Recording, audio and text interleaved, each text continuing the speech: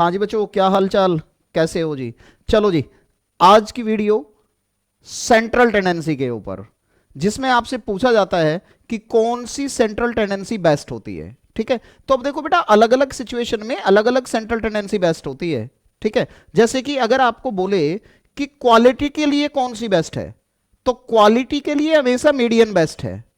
ठीक है, जैसे बोले क्वांटिटी के लिए कौन सी बेस्ट है, तो क्वांटिटी के लिए मोड बेस्ट है। क्वांटिटी के लिए कौन है, मोड बेस्ट है। क्वालिटी के लिए मीडियन, क्वांटिटी के लिए मोड। साथ में आपको कह सकते हैं कि ऐसी सेंट्रल टेंडेंसी जो परसेंटेज जहां पे यूज हुई है, तो परसेंटेज वाले में कौन सी बेटर होती है, परसेंटेज जहां पे यूज होती है उसमें ज्योमेट्रिक मीन लगता है।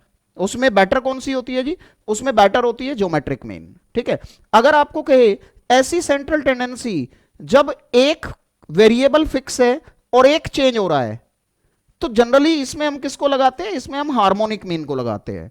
और जनरली हार्मोनिक मीन और ज्योमेट्रिक मीन दोनों रेशो एप एवरेज है। ज्योमेट्रिक मीन भी रेशो एप एवरेज है, हार्मोनिक मीन भी रेशो एप एवरेज है। फर्क कहां होता है, ज्योमेट्रिक मीन में परसेंटेज यूज होती है और हार्मोनिक मीन तब लगता है जब दो में से एक फिक्स हो और एक चेंज हो रहा हो।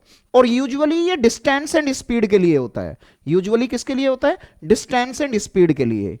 अच्छा, हार्मोनिक मीन जो होता है बेटा, वो वेटेड एवरेज का सब्सटीट्यूट होता है। कई बार पूछ लेते हैं कि हार्मोनिक मीन किसका सब्सटीट्यूट होता है, तो ये वेटेड एवरेज का सब्सटीट्यूट होता है।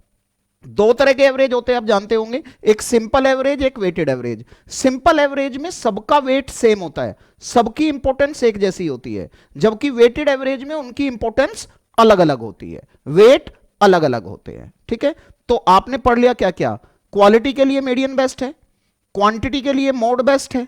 ठीक है, आपने पढ़ा जहां पे परसेंटेज यूज होती है वहां पे ज्योमेट्रिक मीन बेस्ट है।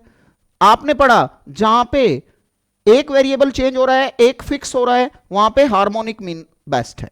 ठीक है, फिर मीन कब यूज होता है जी बेस्ट, अगर आपको पर्पज डिफाइन ही ना हो, आपसे कुछ पूछा ही ना गया हो, आपको क्वांटिटी क्वालिटी की बात ही ना की हो, आपसे पूछ ले बेस्ट सेंट्रल टेंडेंसी कौन सी है, तब आप बात मीन की करोगे, तब आप बात अर्थमेटिक मीन की करोगे, तब वो बेस्ट है।